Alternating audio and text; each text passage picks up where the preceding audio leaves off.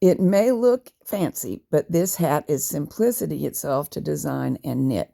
We'll knit the cabled section first, concentrate on that, and then add the remainder of the hat onto the cabled panel. You'll need to know the head circumference of the person you're knitting for. Ideally, you would measure. If you're unable to do so, here are typical measurements. For this hat, I suggest you use the exact measurement, tweaked as necessary, as I'll show you in a minute, rather than a reduced measurement. We don't really need negative ease for this hat. One must also know the row gauge that the yarn you have chosen, which can be any smooth yarn, will get in stitches per inch and rows per inch. And this is all we need to proceed. The first step is to create a cabled panel that is about 2 inches wide. In this case, using Red Heart Super Saver, I get 4 stitches per inch in stockinette, but the cable pulls in my panel a little bit. So where I would normally use 8 stitches to get 2 inches of width, I decided on 9.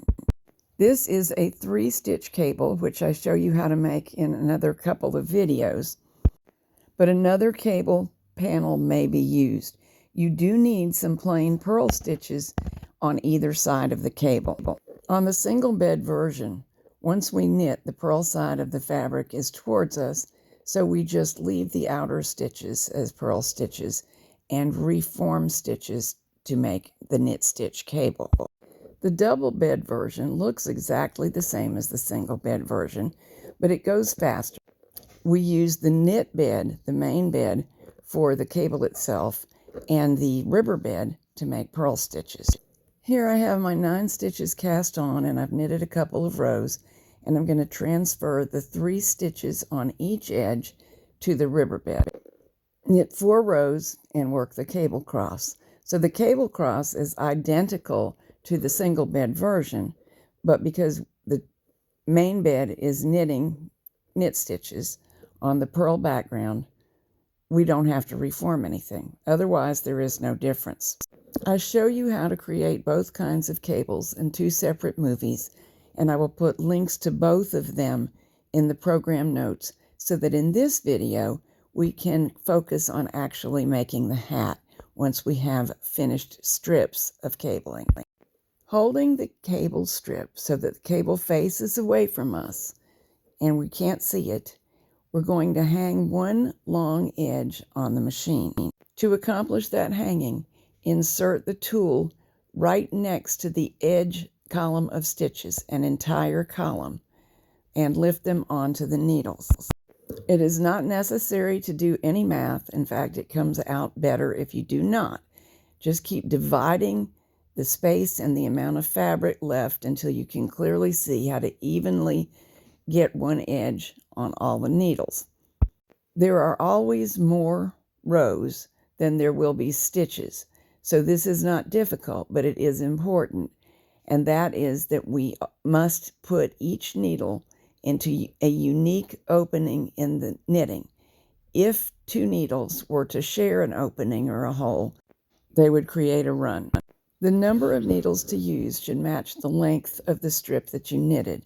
In this case, I knitted 21 inches so as to make an adult lady's hat, plus 2 rows at the beginning and 1, it could be 2 at the end.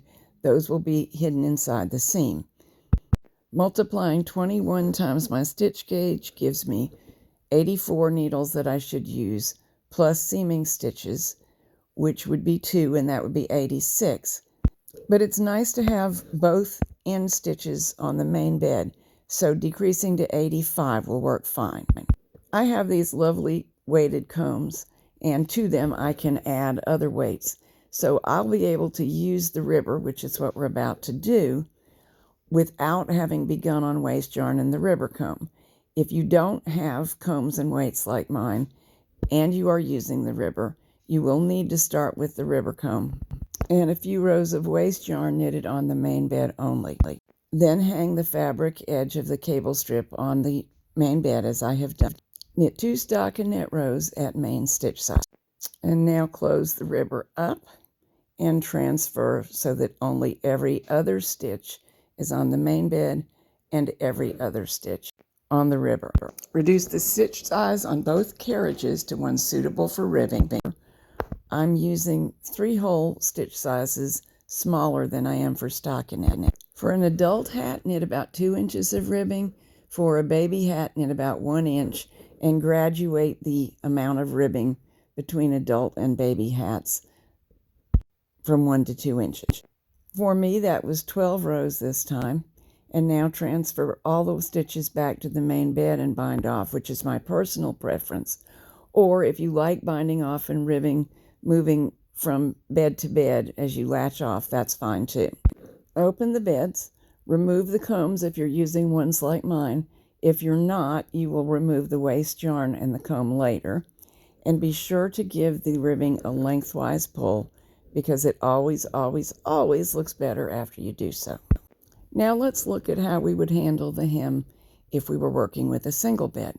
You could make relatched ribbing on the single bed, but I'm going to knit a hem this time. As on the machine with the ribber, we hung the strip sideways, the length across the bed, and with the cable facing away from us, making sure to only have each needle in a unique hole.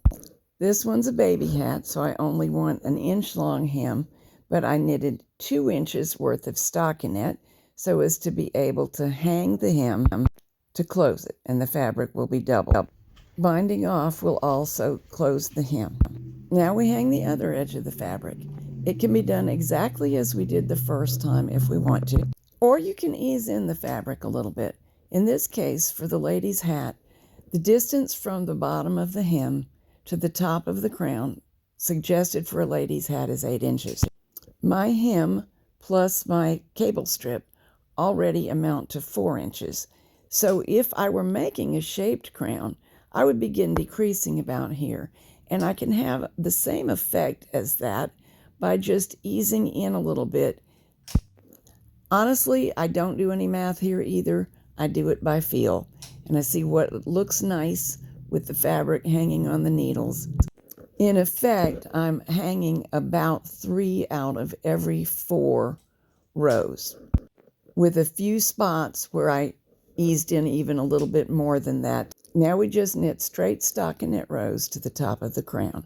And how we know how many rows to knit is first, what is our total target length and how much of it was already created by the hem and the cable strip. The usual lengths for a hat in every size range are shown on the screen.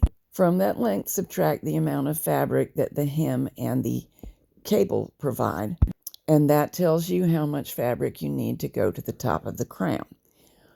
Then we'll gather off as I'm showing you.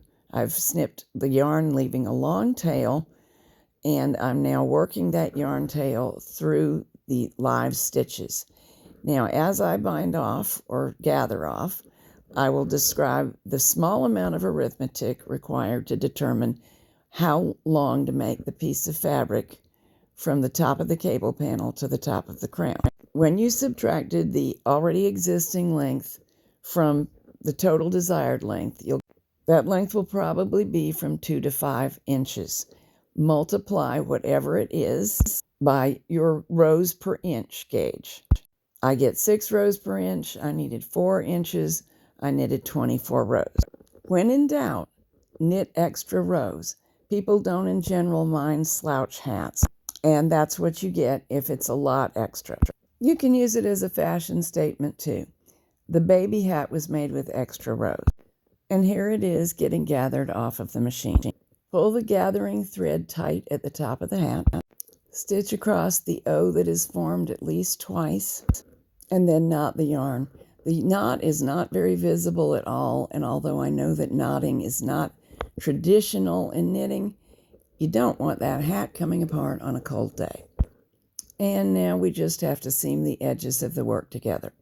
And of course, weave in the yarn tail. My usual choice is to mattress stitch the stockinette portion and back stitch the area with the cable. Then return to mattress stitch for the hem and be sure to do the 2 layers separately. The cable may appear to rise up from the rest of the fabric, but normally it only takes tweaking it into position to stop that, and it does not do so in wear. However, if you want to do a tiny bit of steam to finish calming it down, you may. Just be careful because you sure don't want to kill the texture of the cable. So that's it. Everybody you know can have a cable encircled hat.